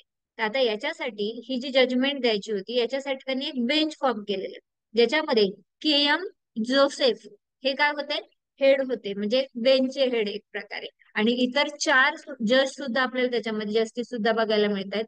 अजय रस्तोगी, अनिरुद्ध बोस, जस्टिस ऋषिकेश रॉय आणि के.टी. रवी कुमार यांचा सुद्धा याच्यामध्ये काय होता, समावेश होता. हे यांनी मिळून काय केली, ही जजमेंट सुप्रीम कोर्ट कडून पास करण्यात आली. आता इथे बघा, जेव्हा चीफ इलेक्शन कमिशनरची जी अपॉइंटमेंट असते याच्याविषयी घटनेमध्ये कोणती प्रोसेस सांगितलेली आहे का, नाही. घटनेमध्ये तरतूद काय आहे की प्रेसिडेंट जे आहेत ते यांची निवड करते, बरोबर की नाही. प्रेसिडेंट काय करतील, निवडणूक आयोग म्हणजे राष्ट्रपती हे निवडणूक आयोगाचे जे अध्यक्ष असतील, मुख्य निवडणूक आयुक्त ज्यांना आपण म्हणतो, त्यांची नेमणूक करतील. आता ही नेमणूक कशा पद्धतीने व्हावी याची प्रोव्हिजन नाहीये, ही एवढीच प्रोव्हिजन घटनेमध्ये आहे. आणि प्रश्न, क्वेश्चन मार्क किंवा जे म्हणतो नाही का इंटरफरन्स, तिथूनच सुरू होतो. आता प्रोसेस नसल्यामुळे मग संसदेची जबाबदारी आहे की तुम्ही प्रोसेस नाहीये तर कायदा बनवा आणि प्रोसेस इन्क्लूड करा तुम्ही संविधानामध्ये अमेंडमेंट थ्रू, बरोबर की नाही. जिथे दिलेलं आहे की राष्ट्रपती काय करतील, निवड करतील, पण निवड कशी करतील हे जर नाहीये तर तुम्ही ऍड करा ना ती गोष्ट. तर याच्यामध्ये संसदेने काहीही त्याच्यावर पाऊल उचललेलं नाही आणि अद्याप त्याच्यावर कोणताही कायदा सुद्धा बनवला नाही. तर क्रिटिकल इश्यू आहे ना हा, जिथे निवडणुका हा विषय येतो, क्रिटिकल बनून जातो. मग इथं काय करण्यात येणार की पंतप्रधानांच्या अध्यक्षतेखालीच केंद्रीय मंत्रिमंडळ जे आहे ते नावाची शिफारस करते. आणि समजा रुलिंग पार्टी आहे, म्हणजे जे राज्य करणारी पार्टी आहे, जी विनर पार्टी आहे, तीच जर शिफारस करते, बायस्ड होऊ शकतो की नाही डिसिजन. त्याच्यामध्ये लीडर ऑफ ऑपोजिशन पाहिजे, त्याच्यामध्ये चीफ जस्टिस पाहिजे, आणि हे किती ऑप्टिमिस्टिक ठरणार, प्रॉपर निवड होणार एखाद्या व्यक्तीची. इथे क्वेश्चन मार्कच आहे ना अपोजिशनचा, की तुम्हीच निवडणूक करताय, कोणाचाच काही समावेश नाही. तुम्ही बायस डिसिजन घेऊ शकता, आणि का नाही घेऊ शकत, स्वार्थासाठी का नाही घेऊ शकत, होऊ शकतो बायस डिसिजन. आणि तिथेच आपल्याला मग वेळ आली सुप्रीम कोर्टवर की याच्यावर काय करावी, जजमेंट पास करावी. आणि मग लोकसभेमध्ये विरोधी पक्षाचा जर नेता नसेल, लीडर ऑफ ऑपोजिशन नसेल, तर तिथं कुणाला घेण्यात यावं हा पण प्रश्न तयार होतो. जर लीडर ऑफ ऑपोजिशन नसेल तर त्या सभागृहामधला जो पण मोठा विरोधी पक्ष असेल त्यांच्या प्रमुख किंवा ते जो नेता सांगतील त्याची निवड इथे असावी. 3 पैकी आपण लीडर ऑफ ऑपोजिशन पण बघितलं ना, कधी कधी लीडर ऑफ ऑपोजिशन नसेल मग कुणाची निवड, तर तिथे जो मोठा पक्ष असेल विरोधी पक्ष त्याची निवड. मग संसद जोपर्यंत कायदा तयार करत नाही या गोष्टीसाठी, तोपर्यंत या नियमानुसारच निवडणूक आयोग, मुख्य निवडणूक आयुक्तांची आणि इतर निवडणूक आयुक्तांची काय व्हावी, निवड. हा सुप्रीम कोर्टने काय दिलेला आहे, निर्णय दिलेला आहे. आणि हा एक महत्वाचा निर्णय बनून जातो. त्यामुळे तुम्हाला ही गोष्ट लक्षात ठेवायची, कारण याच्याविषयी जर पुढे जेव्हा पण तुम्ही स्टडी कराल की राष्ट्रपती काय करतात, निवडणूक आयुक्तांची, मुख्य निवडणूक आयुक्तांची निवड, ओके, हा क्वेश्चन तुम्हाला येणार, बरोबर. पण कशा प्रक्रियेने करतात याच्याविषयी माहिती आहे का संविधानात, नाहीये. मग संविधानात माहिती नाहीये तर निवड आतापर्यंत कशी होते, कशी होते, तर पीएम आणि त्यांची केंद्रीय मंत्रिमंडळ जे आहे कॅबिनेट त्यांच्या मिळून काय करतात, निवड करतात. पण आता काय केलं सुप्रीम कोर्टने, त्याच्यामध्ये बदल बदल काय केला की 3 लोकांची काय असेल, ऍडवायझरी कमिटी फॉर्म होणार. एक प्रकारे advisory committee in the sense advice देण्याचं काम करणार कुणाला, प्रेसिडेंटला, की तुम्ही कुणाची निवड करा. आधी ऍडवाइस कोण देत होतं, पंतप्रधान आणि केंद्रीय मंत्रिमंडळ देत होतं. आता कोण करणार, 3 लोकांची निवड केली, ज्याच्यामध्ये chief justice, leader of opposition आणि देन पंतप्रधान. आणि लीडर ऑफ ऑपोजिशन नसेल तर जो मोठा विरोधी पक्ष असेल त्यांचा नेता. क्लिअर आहे हे इतकं, एवढं इन शॉर्ट लक्षात ठेवायचं आहे या न्यूज साठी. ओके, ज्याच्यासाठी बेंच फॉर्म करण्यात आले आणि मग जजमेंट पास केली. ओके, देन पुढची न्यूज आहे anniversary of the supreme court of India. Okay, supreme कोर्टने सेलिब्रेट केली 73rd फाउंडेशन अॅनिव्हर्सरी. कधी? 2023 ला. सुप्रीम कोर्टची इस्टॅब्लिशमेंट ऍक्च्युअली कधी झालेली आहे?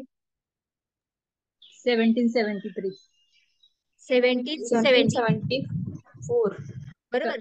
73 चा कायदा, कलकत्ता. 74 बरोबर. 73चा कायदा, 74ची आपल्याला काय बघायला मिळते? इस्टॅब्लिशमेंट. त्याच्यामध्ये प्रोव्हिजन टाकलेली की सुप्रीम कोर्ट असावं. बरोबर की नाही? आधी काय असायचं? प्रिव्ही काउन्सिल, जी वर्क करणार कुठून? लंडन मधून. नंतर सुप्रीम कोर्टची स्थापना झाली आणि भारतीयांसाठी कायदा बनणारी भारतीयांची इन्स्टिट्यूट म्हणून तिची एक ओळख तयार झाली. आणि ही प्री इंडिपेंडन्स इन्स्टिट्यूट आहे जी आजही वर्क करते आपल्याकडे. जे इन्स्टिट्यूशनल मेकॅनिझम आहे ते ब्रिटिशांनी उभारलं, याचं हे काय आहे? एक्झाम्पल आहे. आरबीआय आणि सुप्रीम कोर्ट मोठ्या इन्स्टिट्यूट्स आहेत या सगळ्या. बरोबर की नाही? न्यायदानासाठी सुप्रीम कोर्ट, तर तिकडे आरबीआय पूर्ण आर्थिक परीक्षण आणि आर्थिक स्टेबिलिटी क्रिएट करण्याचं काम करते. आपल्या इकॉनॉमीची स्टेबिलिटी मेंटेन करण्याचं काम करते. तर ही कितवी अॅनिव्हर्सरी सेलिब्रेट केली? 73rd. ओके, आता चीफ जस्टिस सिंगापूरचे जे होते सुंदरेश मेनन, हे कोण होते? चीफ गेस्ट होते. आणि सुप्रीम कोर्ट जे आहे ते आपलं प्रत्यक्षात एक्झिस्टन्स मध्ये कधी आलं? 28 जानेवारी 1950. याच्यामध्ये बघितलं आपण की आपण जी रिपब्लिक झालो, आपण रिपब्लिक कधी झालो? 26 जानेवारी 1950 मध्ये आपण काय झालं? संविधानाची निर्मिती आणि पूर्णपणे घोषणा केली की आजपासून संविधान कार्यरत राहील. बरोबर की नाही? आपला जो रूल ऑफ लॉ असेल त्याच्यासाठी बुक तयार केलं. ते बुक कोणतं असेल? संविधान असेल. प्रत्येक गोष्टीचा इथे जस्टिस मिळवायचंय तर कुणाची हेल्प घेतली जाईल? संविधानाची. आणि त्याचा अर्थ लावण्याचं काम कोण करेल? सुप्रीम कोर्ट करेल. युपीएससीच्या एक्झॅक्ट स्टेटमेंट आहेत त्या, पीवायक्यूज बघितले तुम्ही तर. बरोबर की नाही? सो अशा पद्धतीने 28 जानेवारी 1950 ला एक्झिस्टन्स मध्ये आलं आणि यावेळेस त्याची 73rd फाउंडेशन अॅनिव्हर्सरी जी आहे ती आपण सेलिब्रेट केली. ओके, आणि इनॉग्रेशन होतं हे chamber of princess parliament house मध्ये. छोटी न्यूज होती, याच्यावर जास्त क्वेश्चन येण्याचे चान्सेस नाही आहेत फॅक्ट्सवर, पण सुप्रीम कोर्टवर क्वेश्चन येण्याचे चान्सेस आहेत इथे. ओके, सो सुप्रीम कोर्टची इथे माहिती बॅकग्राऊंड मध्ये बघून घ्या. देन कॉन्स्टिट्यूशन पार्क जे आहे ते उभारण्यात आलेलं आहे by the president Droupadi Murmu यांच्या हस्ते. जानेवारी 2023 मध्ये constitution garden, then peacock column, national flag चौकी. ओके, त्याचबरोबर महात्मा गांधींचा स्टॅच्यू, देन महाराणा प्रताप यांचा स्टॅच्यू. तर अशा पद्धतीने हे इनॉग्रेट करण्यात आलेलं आहे राजभवन जयपूर येथे. आता आपल्याला बघायला मिळतं की जयपूर डेव्हलपमेंट ऑथॉरिटी जे आहे त्यांनी हे कॉन्स्टिट्यूशन पार्क इस्टॅब्लिश केलेलं आहे. आणि त्याचं क्रिएशन आणि इम्प्लिमेंटेशन जे आहे ते केलेलं कुणी आहे? Jaipur development authority. तर याच्यामध्ये ग्लासचा पॅनल, पेंटिंग झाल्या, स्कल्पचर्स आलं, म्हणजे थोडक्यात आपली जी काही ऐतिहासिक वारसा आहे तो तिथं रिप्रेझेंट केलाय त्यात. ओके, आपला पूर्ण ऐतिहासिक वारशाचं रिप्रेझेंटेशन करण्यात आलेलं आहे कुठे? राजभवन. आता याचं ओपनिंग किंवा जे सुरू करण्यात आला पार्क कुणाच्या हस्ते? द्रौपदी मुर्मू प्रेसिडेंट. द्रौपदी मुर्मू यांच्या हस्ते. ओके, जयपूरचं जे राजभवन आहे तिथे काय केलेलं आहे? हे पार्क इस्टॅब्लिश करण्यात आलेलं आहे. दुसरा क्वेश्चन. देन थर्ड क्वेश्चन की याच्यामध्ये कशा कशाचा समावेश आहे? तर संविधान उद्यान ज्याला आपण म्हणू, मयूर स्तंभ म्हणजेच काय? पिकॉक कॉलम जे आपण म्हटलेलं आहे. देन राष्ट्रीय ध्वज चौकी जी आहे ती, ओके, ज्याला आपण इथे काय म्हटलेलं आहे? नॅशनल फ्लॅग चौकी. तर यांचा याच्यामध्ये समावेश करण्यात आलेला आहे. आणि महात्मा गांधी आणि महाराणा प्रताप यांचं सुद्धा काय आहे? स्टॅच्यू इथे आहे. आता महाराणा प्रताप हे तिकडून बिलॉंग करतात की नाही? मेवाडचं प्रशासन जे प्रशासक म्हणून त्यांची ओळख आहे. आणि ते महात्मा गांधी तर आपले काय आहेत? पूर्ण फादर ऑफ नेशन ज्यांना आपण म्हणतो, राष्ट्रपिता. सो त्या दोघांच्याही स्टॅच्यू तिथे ठेवलेले आहेत. तर ही न्यूज एक छोटी न्यूज होती जी आपण आज कव्हर केली आहे. पुढची न्यूज आहे केरला हायकोर्ट बाबत. केरला हायकोर्टने पहिल्यांदा जजमेंट पास केलेले आहेत रिजनल लँग्वेज मध्ये. केरलाची रिजनल लँग्वेज कोणती आहे? मल्याळम. बरोबर की नाही? सो मल्याळम मध्ये त्यांनी काय केलेले आहेत? 2 जजमेंट्स पास केलेले आहेत on the day of 21 Feb 2023 international mother language डेच्या दिवशी. आणि पहिलं हायकोर्ट ठरलेलं आहे ज्यांनी काय केलंय? रिजनल लँग्वेज मध्ये जजमेंट दिलेलं आहे. एआयचा पहिला वापर सुप्रीम कोर्टने केला. कोणत्या केसमध्ये? आपण ह्या 2 न्यूज सलग आणि बघितल्या. शिंदे. ठाकरे शिंदे शिंदे प्रकरणामध्ये, बरोबर की नाही. देन उस्मानाबाद हायकोर्टने पहिल्यांदा वापर कसला केलेला, आठवा, प्रयत्न करा, प्रयत्न करा. तुमच्याकडूनच उत्तर पाहिजे, तुम्ही लेक्चर अटेंड करताय ना. उस्मानाबादची न्यूज आपण कव्हर केलेली, आठवा. स्ट्रेच करा स्वतःला. पहिल्यांदा ऑनलाईन प्लॅटफॉर्मचा वापर केलेला, आठवतं का, ही प्रणाली, बरोबर नाही. तर अशा फॅक्ट हे कंबाईन वगैरे सारखे एक्झाम येतात, विचारले जातात, सो लक्षात ठेवत चला. देन आपल्याला इथे पुढे बघायची आहे न्यूज दुसरी, ग्रेट ग्रीन वॉलची. ओके. रॅपिडली जे सहारा डेझर्ट एक्सपांड होतंय म्हणजे काय, वाढतंय, डेझर्टिफिकेशन जास्त होतंय, खूप मोठा प्रदेश डेझर्ट अंतर्गत येतोय. आता जर तुम्ही सगळ्या गोष्टींना, घटनांना लिंक केलं तर महाभीषण अशी समस्या तयार होईल ही. तुम्ही बघत असाल की जे ग्लॉस, तुम्हाला माहित आहे याच्यामध्ये जे लेक्स असतात, ग्लेशियर्स जे असतात बघा आपले, हिमालयामध्ये ग्लेशियर्स आहेत, तिथे काही लेक सुद्धा आहेत, ग्लेशियर लेक ज्यांना आपण म्हणतो, म्हणजे ग्लेशियरमुळे लेक तयार होतात. आणि हे लेक आहेत ना, ते खूप जास्त फॉर्म होऊ लागलेत, म्हणजे लेकचा जो एरिया आहे तो एक्सपांड होऊ लागले. ती न्यूज आपण कव्हर केलेली, मला वाटतं की कव्हर केली आहे, की करंट मध्ये चर्चेत आहे, आय थिंक करंट मध्ये चर्चेत आहेत. 7 नवीन लेक्स भेटलेले आहेत हिमालयामध्ये, म्हणजे 7 एरिया काय झाले, पुन्हा ऑक्युपाईड झाले लेक्स मध्ये. आणि त्यांचं फॉर्मेशन अगेन ग्लेशियर्स मध्ये होणार की नाही, पुन्हा त्या पाण्यापासून काय होणार, ग्लेशियर फॉर्म होणार, म्हणजे जमीन जी आहे ती कमी होत जाणार की नाही, ग्लेशियर्स काय झाले, एक्सपांड झाले. तसंच इथे रॅपिडली आपल्याला एक्सपांड काय होताना दिसत आहेत, सहारा डेझर्ट एक्सपांड होताना दिसत आहेत, ज्याच्यामध्ये आपल्याला बघायला मिळतं की 1000 एकरची लँड जी आफ्रिकामध्ये आहे ती क्लायमेट चेंजमुळे डेझर्टिफाय होत चाललेली आहे. आणि आफ्रिकन युनियनने त्याच्यासाठी ग्रेट ग्रीन वॉल प्रोजेक्ट 2007 मध्ये आणला, जेणेकरून ते कर्ब करू शकतील डेझर्टिफिकेशन. ओके. या इनिशिएटिव्ह अंतर्गत ते मिटिगेट करतील इफेक्ट क्लायमेट चेंजचे. ज्याच्यातून काय करतील, ते फ्लॅगशिप प्रोजेक्ट आहे हा त्यांचा, युनायटेड नेशन 2022 मध्ये युनायटेड नेशन ने सुद्धा काय केलेला आहे, फ्लॅगशिप प्रोग्राम म्हणून या प्रोग्रामला दर्जा दिलेला आहे.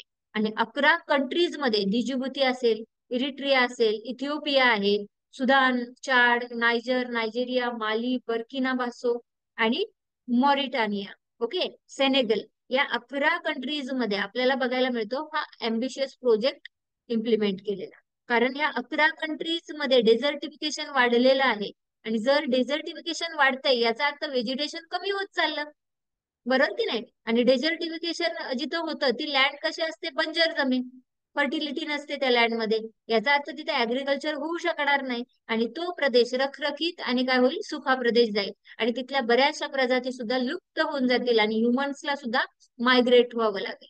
ओके. सो त्याच्यामुळे ही डेझर्टिफिकेशन महत्वाची बाब आहे. म्हणजे रिजनरेशन जे आहे, म्हणजेच पुनर्जीवीकरण, ते 100 मिलियन हेक्टर्स मध्ये, बॅरन लँड जे आहे 2030 पर्यंत 100 मिलियन हेक्टर बॅरन लँडला पुन्हा काय करायचं आहे, ग्रीनफील्ड मध्ये कन्वर्ट करायचं आहे.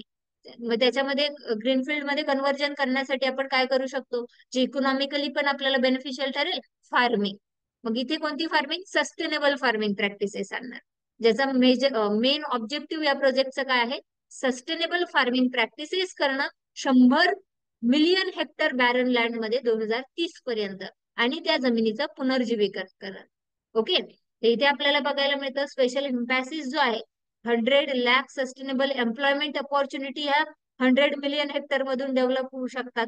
जे फूड सिक्युरिटी सुद्धा काय करू शकतात, इस्टॅब्लिश करू शकतात. दुहेरी फायदा, एम्प्लॉयमेंट जनरेशन, फूड सिक्युरिटी, बरोबर की नाही. म्हणजे बघा, डेझर्टिफिकेशन आहे, प्रोजेक्ट उभारला, बेनिफिट किती पॅरामीटर्सने होतं, इकॉनॉमिकली पण बेनिफिशियल ठरतं की नाही. असे प्रोजेक्ट हे केलेच पाहिजेत आणि उभारलेच पाहिजेत. ओके. याच्यामध्ये बघायला मिळतं 25 करोड टन्स कार्बन एमिजन जे आहे ते प्रिव्हेंट करण्यात येईल. 25 करोड टन कार्बन एमिजन इथे कमी होऊन जाईल, ऍडिशनल, म्हणजे आणखी एक बेनिफिट. एम्प्लॉयमेंट जनरेट झाली, फूड सिक्युरिटी क्रिएट झाली, बरोबर की नाही. जमीन पुन्हा काय झाली, बंजर जमिनीपासून ग्रीन लँड झाली, म्हणजे व्हेजिटेशन कव्हर वाढलं. 3, चौथं बघायला मिळतं, कार्बन एमिजन पण कमी होणार. सो हे 4 फायदे आपल्याला इथे बघायला मिळतात. 8,000 किलोमीटर लांब आणि 15 किलोमीटर वाईड वॉल जी आहे ती बनवण्यात येणार आहे ट्री स्पेसिस साठी, ज्याच्यावर ऍरिड एन्व्हायरमेंट जे आहे ते इस्टॅब्लिश केलं जाईल, ग्रो केलं जाईल, बुआब आणि अकॅसिया सारख्या ट्रीजला. ओके. एम्बार्कमेंट्स जे आहेत ते सँड ड्रिफ्टिंग जी आहे ती स्टॉप करतील. एम्बार्कमेंट्स म्हणजे काय, एक प्रकारचे वॉल्स क्रिएट करतो आपण, क्रॉस वॉल्स, बरोबर की नाही, जे पाण्यासाठी पण असतात. आणि इथे एम्बार्कमेंट्स म्हणजे काय, हे एम्बार्कमेंट म्हणजे एक पार्टिशन ठरेल, जिथे आपण बघतो की डेझर्टिक लँड जिथे आहे तिथे बऱ्याच प्रमाणात ड्रिफ्टिंग होत असते. जे वाळू आहे ती वाळू दुसरीकडे जात असते, ड्रिफ्ट होऊन जात असते ना. मग ते आणखी आणखी एरिया वाढत जातो. तो वॉल असेल तर ती वाळू आताच ड्रिफ्ट होऊन थांबेल, बरोबर की नाही, आतल्या आत थांबून जाईल. तर अशा पद्धतीने ट्री रूट्स असतील, ट्रीचे रूट्स आहेत ते काय करतील, सॉइल इरोजन कमी करतील, होल्ड करून ठेवतील त्या लँडला, आणि सोबतच रेन वॉटरला सुद्धा ऍब्झॉर्ब करतील. म्हणजे वॉटर सायकल मध्ये पण आणखी यांचा रोल आला. ग्राउंड वॉटर तिथे वाढणार, बरोबर की नाही? मोठ्या प्रमाणात ग्राउंड वॉटर सुद्धा वाढणार, सॉइल इरोजन पण कमी होणार, व्हेजिटेशन पण आहे, कार्बन इमिजन पण कमी होते, एम्प्लॉयमेंट जनरेट होते, आणि सोबतच काय होतं, लोकांना फूड सिक्युरिटी पण तिथे मिळून जाणार, कारण अवेलेबिलिटी होणार फूडची. तर खूप चांगला असा हा प्रोजेक्ट आहे. आणि अशा प्रोजेक्टचा एक्झाम्पल तुम्ही कन्झर्वेशन एफर्ट मध्ये नक्कीच देऊ शकता. ओके, सजेशन मध्ये तुम्ही या प्रोजेक्टचा संबंध जोडू शकता, किंवा तुम्ही एसे मध्ये पण अशा प्रोजेक्टला इन्क्लूड करू शकता. तर खूप महत्वाची ही न्यूज होती जी आपण कव्हर केलेली आहे. आणि इथे ऍग्रिकल्चर लँडची क्वालिटी सुद्धा काय होणार, इन्हान्स होणार, बरोबर. तर कुठे हा प्रोजेक्ट, किती देशांसाठी हा प्रोजेक्ट तयार करण्यात आलेला आहे, युनायटेड नेशन कडून 11. इन्व्हॉल्व 11. कोणकोणते देश आहेत ते? Sudan, hmm. Ethiopia, Sudan, Ethiopia, Chad, right. Niger, Chad, बघून सांगू शकता. Mali, Burkina Faso, Mali, Burkina Niger, Faso, Nigeria, yes, Mauritania आणि मॉरिशस, सेनेगल. सेनेगल. अशा 11 देशांमध्ये आपण हा प्रोजेक्ट बघत आहोत. ओके. भारतामध्ये सुद्धा डेझर्टिफिकेशन, लँड डेझर्टिफिकेशन हा एक महत्वाचा मुद्दा आहे. बंजर जमीन खूप मोठ्या प्रमाणात तयार होते, कारण का क्लायमेटिक पॅटर्न जो आहे पूर्ण सीझनल पॅटर्न बदलत चाललाय. तर तिथे सुद्धा आपण सजेशन मध्ये अशा प्रोजेक्टचा हे करू शकतो की तिथे होतंय, तर आपल्याकडे सुद्धा आपण अशा काही प्रोव्हिजन करू शकतो का, यावर चर्चा होऊ शकते. ओके. पण मॅम, तो प्लॅन सक्सेस झाल्याच्या नंतर आपण तसं त्यांना ऍडवाइस करू शकतो ना मॅम, म्हणजे आपण आन्सर देऊ आपण शकतो. त्यांना नाही, नाही नाही, आपण आपली याला मतं सजेशन, नाही नाही, आपली येस, मतं मांडायची, सजेशन पण मध्ये, मग ह्याला सजेशन मध्ये मांडू शकतो. पण मग ह्या प्रोजेक्टला सक्सेस मिळाल्याच्या नंतर आपण मांडू शकतो ना मॅम. हे बघा, सक्सेस मिळाल्यानंतर पण मांडू शकता आणि सक्सेस मिळाल्याच्या आधी पण, कारण त्याचे फीचर्स बघा ना तुम्ही. एम्प्लॉयमेंट जनरेट होत आहे, व्हेजिटेशन कव्हर वाढतंय, भले 100% सक्सेस नाही, पण हा प्रोजेक्ट सक्सेसफुल होणार. काही ना काही सकारात्मक बदल नक्कीच होणार. काही प्रोजेक्ट इम्प्लिमेंट. हे बघा, काही प्रोजेक्ट हे असे असतात ना, ऍक्शन प्लॅन असतात काही, ज्याच्यातून टार्गेट ठेवलेले असतात आणि ते टार्गेट अचीव्ह करायचे असतात. आणि कधी कधी ते टार्गेट अचीव्ह होतात आणि कधी कधी फेल ठरतात. जिथे टेक्नॉलॉजीचा खूप जास्त समावेश आहे तिथे फेल ठरतात, आणि जिथे थोड्या प्रमाणातच टेक्नॉलॉजी आहे पण गव्हर्नमेंट आणि पब्लिकचं कॉपरेशन आहे, आणि सोबतच गव्हर्नमेंटचा रोल जिथं मोठा आहे ना, ते केवळ आणि केवळ गव्हर्नमेंटच्या विलवर डिसाइड होतं तो प्रोजेक्ट सक्सेसफुल होणार की नाही. आणि इथे महत्वाचं हे आहे की सिम्पल प्रोजेक्ट आहे, खूप जास्त हे नाहीये प्रोजेक्ट, एकदम म्हणजे तंत्रज्ञानाने भरलेला नाहीये. बेसिक बेसिक गोष्टी ज्या आहेत त्या इम्प्लिमेंट करायच्या, आणि त्याच्यामुळे नक्कीच हा प्रोजेक्ट काय होऊ शकतो, सक्सेसफुल होऊ शकतो असं मला तरी वाटते. ओके, ज्याच्यातून चांगले आपल्याला बेनिफिटही बघायला मिळतात. तर जर प्रोजेक्ट जेव्हा तयार पण होतो ना, तेव्हा अशा प्रोजेक्टचं तुम्ही नक्कीच उदाहरण देऊ शकता. पण जिथे टार्गेट वगैरे ठरवलंय, तंत्रज्ञान आलंय, रिसर्च आलंय, तिथे मात्र जपून आपण हे करू शकतो, कारण खर्च येतो तिथे, आणि गव्हर्नमेंटला ते पेलणं पण शक्य झालं पाहिजे. येस क्लिअर आहे ही न्यूज? Yes ma'am. ओके, पुढची एक छोटी न्यूज कव्हर करूयात आपण. Indian council of agriculture research, ICAR जे आहे, त्यांनी नवीन व्हरायटी डेव्हलप केलेली आहे व्हीटची, HD 3385. अशा व्हरायटीज वर पण क्वेश्चन विचारले जातात. ओके.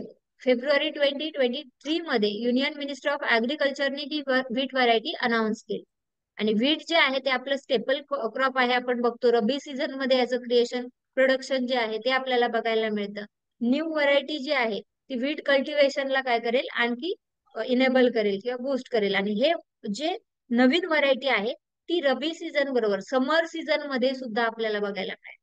म्हणजे फक्त हिवाळ्यात नाही तर समर मध्ये पण आपण प्रोडक्शन घेऊ शकतो. आणि जर व्हीटचं आपण इम्पोर्ट करत असेल तर व्हीटचे इम्पोर्ट इथे रिड्यूस होतील, आणि एक्सपोर्ट करत असू तर व्हीटचे एक्सपोर्ट इथे वाढून जाईल. ओके. सो ही व्हरायटी जी आहे ती काय करेल, याच्यामध्ये कॅपॅसिटी आहे की जी हीटची लेवल वाढली तर तेव्हा पण ही तग धरून राहू शकेल. म्हणूनच तर ती समर सीझन मध्ये सुद्धा काय होऊ शकते, प्रोड्यूस होऊ शकते. ओके, सो अशा पद्धतीने ही सुद्धा एक छोटीशी न्यूज होती, की प्री लेवलचा क्वेश्चन आहे. ओके, याचे वैशिष्ट्य वगैरे विचारले जाऊ शकतात. कुणी प्रोड्यूस केली ते विचारले. वीटचं नाव काय आहे, HD3385. कोणी प्रोड्यूस केली, ICAR. बरोबर, अनाऊन्स कोणी केली, युनियन मिनिस्ट्री ऑफ ऍग्रीकल्चर. चौथी याच्याबद्दलचे हे स्टेपल क्रॉप आहे जे रब्बी सीझन मध्ये बघायला मिळतं, पण आता त्याची कॅपॅसिटी हीट लेवल इन्क्रीज झालेली आहे. तो विथस्टँड राहू शकतो, म्हणजे तग धरून राहू शकतो. त्याची कॅपॅसिटी वाढलेली आहे हीट ऍब्झॉर्ब करण्याची, म्हणून तो समर मध्ये पण प्रोड्यूस होतो. ह्या 4 ते 5 फॅक्ट फक्त लक्षात ठेव. ओके, सोबतच आणखी एक्स्ट्रा फॅक्ट तुम्हाला अटॅच करायचे असतील तर काय करायच्या, आपण वीट जे आहे ते एक्सपोर्ट करतोय का, कोणत्या देश जास्त एक्सपोर्टर कोणाबरोबर करतोय, इम्पोर्ट करतोय तर कुणाकडून करतोय, या अशा फॅक्ट अटॅच करा. म्हणजे ही न्यूज जी आहे ती काय होऊन जाईल, क्लिअर होऊन जाईल. ओके, कसंही क्वेश्चन आलं तर तुम्हाला टॅकल करता येईल. आणि आधीच्या ज्या व्हरायटी आहेत वीटची नावं जी आहेत ती 2-4 अटॅच करा, कारण त्याच्यावरही क्वेश्चन येतात. क्लिअर आहे ही न्यूज? थांबायचं का मग आता? 12:15 झालेले आहेत. आपले 1 तासाचं हे सेशन जास्त घेणार होते, पण आता 1 तासाचं ठीक आहे. ओके, मग पुढच्या सेशन मध्ये आपण नेक्स्ट जे पॉइंट आहेत जे ऑलरेडी आपले तयार आहेत ते बघूयात आपण. ओके, महत्वाचे सगळ्या मी न्यूज पूर्ण करत आहे. होऊ शकतं एक एक क्वेश्चनने पण आपल्याला खूप बेनिफिट होईल फ्री मध्ये, आणि त्याचा आपल्याला नक्कीच फायदा घ्यायचा आहे. ओके, सो एक एक क्वेश्चन हा महत्वाचा आहे. फ्री मध्ये गेम चेंजर ठरतो. तुम्ही इन आउट काही पॉइंट्सने सुद्धा डिसाइड होतं. त्याच्यामुळे एखादा जरी क्वेश्चन कव्हर झाला तरी तुम्हाला ती एखाद्या सेशन मधून खूप मोठी मदत मिळून जाईल. थांबायचं मग आपण? Yes ma'am. Okay, thank you so much for your participation and cooperation. जय हिंद, जय भारत. Thank you ma'am. वेलकम.